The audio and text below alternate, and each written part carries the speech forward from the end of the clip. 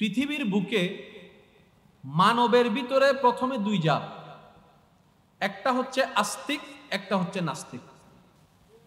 যারা সৃষ্টিকর্তাকে বিশ্বাস করে তারা আস্তিকের দলে, যারা সৃষ্টিকর্তা বলতে কিছু নেই বলে বিশ্বাস করে তারা নাস্তিকের দলে। তাহলে প্রথমত কয় দল? আরেকটু জোরে বলেন। নাস্তিক এক দল, আস্তিক এক দল। আমরা কোন দলে? জোরে বলেন। এই আস্তিকের ভিতর আবার অনেক দল, এই আস্তিকের ভিতর অনেক দল, যেগুলোকে আমরা বিভিন্ন ধর্ম নামে চিনি। বিভিন্ন, যেমন খ্রিস্টান ধর্ম আছে, তারাও কিন্তু স্রষ্টাতে বিশ্বাস করে, এমন অনেকেই আছে। তাহলে ধর্মের ভিন্নতা আছে। পৃথিবীর বুকে সমস্ত সৃষ্টির ভিতরে মানুষ শ্রেষ্ঠ। জোরে বলেন না রে ভাই। সমস্ত সৃষ্টিতে মানব শ্রেষ্ঠ। মানবের ভিতরে দুই দল, আস্তিক এবং নাস্তিক। এই দুই দলের মধ্যে আস্তিক শ্রেষ্ঠ। আস্তিক বিশ্বাসীর ভিতর যতগুলা ধর্ম আছে তোর মধ্যে ইসলাম শ্রেষ্ঠ। সুবহানাল্লাহ, জোরে বলেন না। তোর মধ্যে কোন শ্রেষ্ঠ? জোরে বলতে হবে, কোন শ্রেষ্ঠ? ইসলাম শ্রেষ্ঠ। তাহলে আল্লাহর বড় দয়া দেখেন, আল্লাহ আমাদেরকে শ্রেষ্ঠর দিকেই নিয়ে যাচ্ছে। আপনি আমি শ্রেষ্ঠ হইনি, মওলা দয়া করে শ্রেষ্ঠ বানিয়ে দিয়েছেন। তাহলে ইসলাম শ্রেষ্ঠ, কারো কোনো দ্বিমত আছে? আবার এই ইসলামের ভিতরে অনেক দল। আমার পূর্বে আলোচক আলহামদুলিল্লাহ অল্প সময়ের মধ্যে যতটুক যেভাবে ইঙ্গিত দেওয়ার কোরআন সুন্নাহর আলোকে উনি আলোচনা করেছেন, আল্লাহ পাক আমাদের বুঝার এবং আমল করার তৌফিক দান করুন।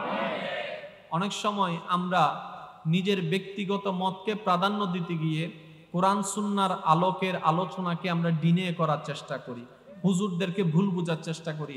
একটা কথা মনে রাখবেন, আমার পূর্বে যিনি আলোচনা করেছেন, ওনার আলোচনার মধ্যে দুইটা পয়সা ওনার কোনো স্বার্থ নেই।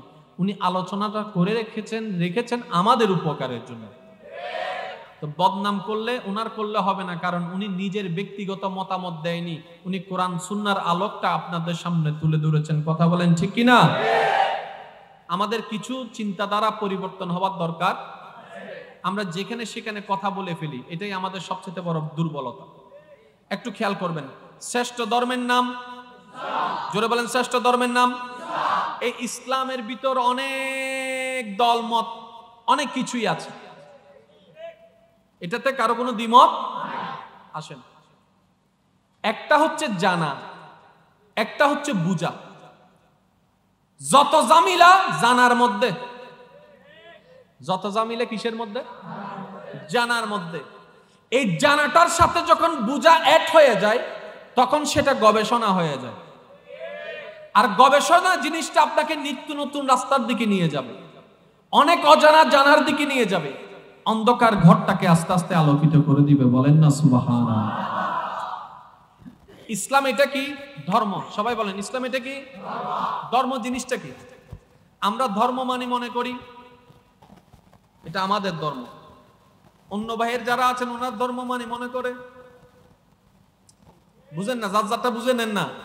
ধর্ম জিনিসটা কি? ধর্ম যেটাকে ধারণ করা হয়। ধর্ম মানে কি? যেটাকে, আমি আপনাদের একটু সাপোর্ট লাগবে। ধর্ম মানে কি? যেটাকে ধারণ। তাহলে পৃথিবীর বুকে যতগুলা ধর্ম আছে, প্রত্যেকটা ধর্মের প্রতি আমাদের শ্রদ্ধা এবং সম্মান। কারণ আমাদের নবী রাহমাতুল লিল আলামিন আমাদেরকে শিক্ষা দিয়েছেন, জানান দিয়েছেন, উম্মত নিজের ধর্ম পালন করো, পরের ধর্মকে সম্মান করো। ধর্ম মানে যেটাকে ধারণ করা হয়।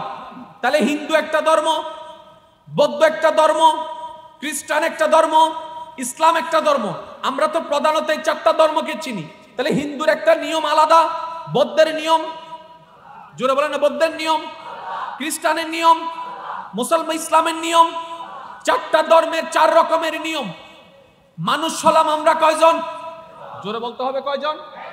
আমাদের সকাল আছে না, দুপুর আছে না, বিকাল আছে না, রাত আছে না, ঘুম আছে না, চাকরি আছে না, জোরে জোরে ব্যবসা আছে না, খাবার আছে না, পানি আছে না, সংসার আছে না, মা বাবা আছে না। তাহলে আমি একজন মানুষ, আমার 24টা ঘন্টার এক একটা কাজ এক এক রকম। আমি কারো কাছে বাবা, আমি কারো কাছে সন্তান, আমি কারো কাছে মামা, আমি কারো কাছে চাচা, আমি কোনো জায়গায় ব্যবসায়ী, আমি কোনো জায়গায় চাকরিজীবী, আমি কোনো জায়গায় মুফতি, আমি কোনো জায়গায় মুহাদ্দিস, আমি কোনো জায়গায় মুফাসসির, আমি কোনো জায়গায় ইমাম, আমি কোনো জায়গায় মুয়াজ্জিন, আমি কোনো জায়গায় মুক্তাদি, আমি কোনো জায়গায় চেয়ারম্যান, আমি কোনো জায়গায় এমপি, আমি কোনো জায়গায় সাধারণ জনগণ, আমি কোনো জায়গায় দোকানদার, আমি কোনো জায়গায় কাস্টমার। এক একটা চরিত্রে 24 ঘন্টা আমাদের এক একজনকে এক একভাবে লিড করতে হয়। তাহলে এই 24টা ঘন্টা কিভাবে চালাবো, কিভাবে করব?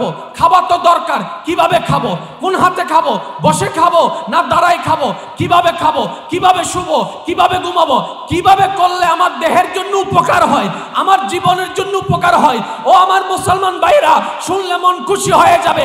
প্রত্যেকটা ধর্ম এগুলা সাজেশন দেয়। প্রত্যেকটা ধর্মের ভিতরে মানব জীবনের জন্য সবচাইতে উপকারী ধর্ম, যেটা সবচাইতে কমপ্লিট সাজেশন পাওয়া যায়, একমাত্র ধর্মের নাম হচ্ছে ইসলাম। আর একটু জোরে বলেন সুবহানাল্লাহ। ইয়ার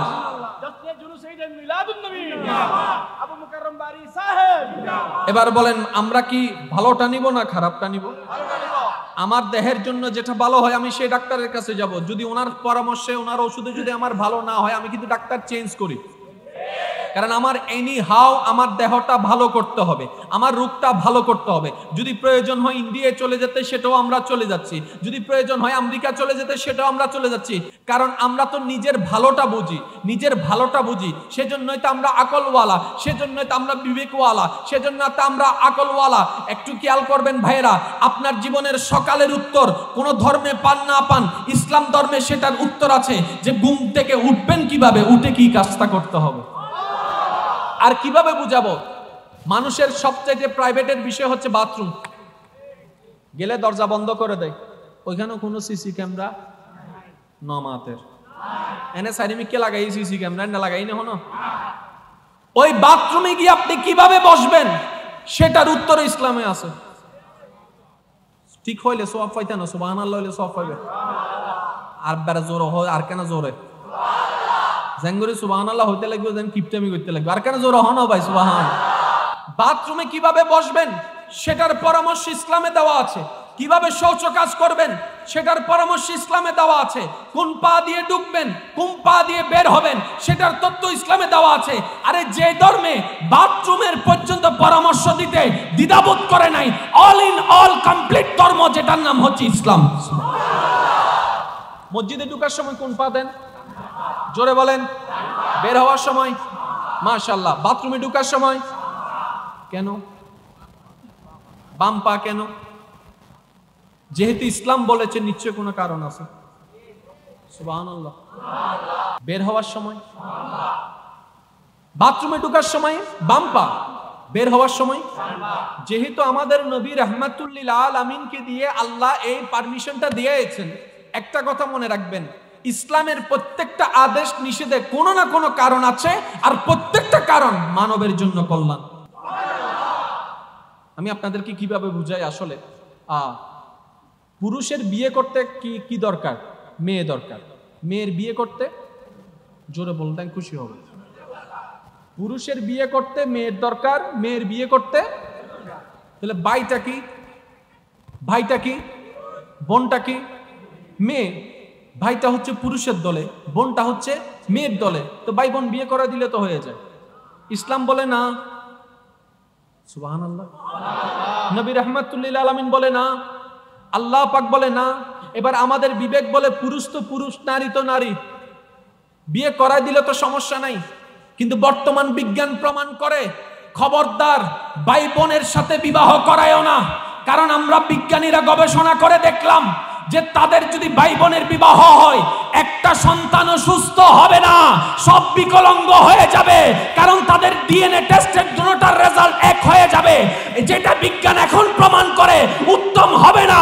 আমাদের ইসলাম 1450 বছর আগে সেই পরামর্শ আমাদেরকে জানান দিয়ে সতর্ক করে দিয়েছেন। সুবহানাল্লাহ। ইসলাম মানলে মূলত আমাদের লাভ, ঠিক না বেঠিক? তাহলে লাভ যদি আমরা সত্যিকার বুঝি, ইসলাম ছাড়া দ্বিতীয় কোনো ওয়ে আমাদের নাই। এবার আসেন, মসজিদে ঢোকার সময় আপনি ডান পাটা দিলেন, আর আপনারা আমরা জানি মৃত্যু যে কোনো মুহূর্তে হতে পারে। মৃত্যু যে কোনো মুহূর্তে হতে পারে। এবার আপনি ডান পাটা মসজিদে প্রবেশ করালেন, ঠিক এই মুহূর্তে যদি আপনার মৃত্যু হয়, মনোযোগ কি আছে? ডান পাটা আপনি মসজিদে প্রবেশ করালেন, আল্লাহর ঘরে প্রবেশ করালেন, ঠিক এই টাইমে যদি আপনার মৃত্যু হয়, দেহটা তো আর দাঁড়িয়ে থাকবে না, কোনো না কোনো দিকে তো ঢলে পড়বে। কোন দিকে ঢলে পড়বে? যখন আপনি ডান পাটা দিয়ে মসজিদে প্রবেশ করবেন, তখন পায়ের ভারটা কোন পায়ে থাকবে? ডান পায়ে। এই মুহূর্তে যদি আপনার মৃত্যু হয়, দেহটা আপনার আল্লাহর ঘরের দিকেই ঢুকে। এবার আপনি বাম পা দিয়ে বের হচ্ছেন, বাম পা দিয়ে বের হচ্ছেন। যখন আপনি বাম পা দিয়ে বের হচ্ছেন, বাম পা অবস্থায় যদি আপনার মৃত্যু হয়, আপনার শরীরটার সামনে ডুববে না, পিছন দিকে ঢলে পড়বে, তাও আল্লাহর ঘরে। আর একটু জোরে।